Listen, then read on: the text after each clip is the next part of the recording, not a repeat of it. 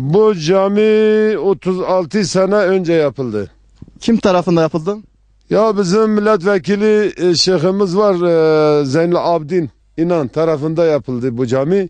36 sene önce yapıldı.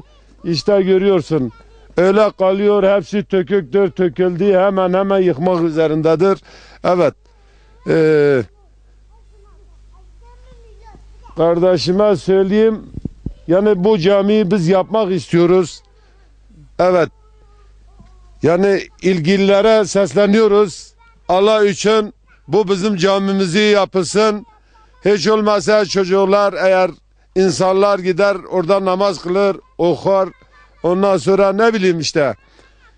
Biz yapmak istiyoruz bizim bu camiye. He. Şimdi gördüğümüz kadarıyla caminin içerisinde ve kapılarında yapraklar bırakılmış, saman torbaları bırakılmış. Tabii.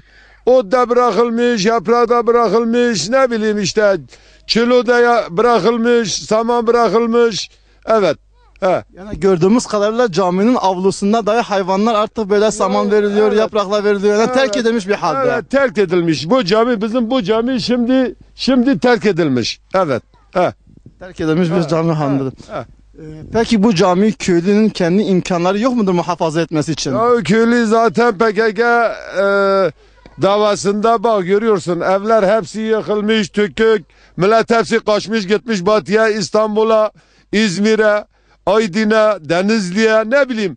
Yani Türkiye'nin her tarafına millet gitmiş. He. Kimse kalmadı köyde, terk etmiş. Yani kimse kalmamış. Biz şimdi şu an için 20 hane var, o da görüyorsun. Evlerimiz hepsi tükük yıkık.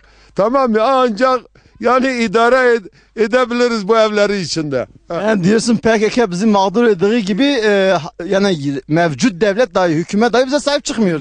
Ya işte öyle oldu. Bak görüyorsun, hepsi millet kaçtı. Bazılar o iki gücü, kudreti benim gibi olmayan, tamam, mecbur oldu, köye döndü. Tamam mı? Köyde kaldı işte. Yani biz de çıktık. Tamam mı? Bir iki sene çıktık. Mecburi yine köye döndük işte. Halimizi görüyorsun. Hepsi her taraf yıkık, dökük, perişan, ne bileyim işte.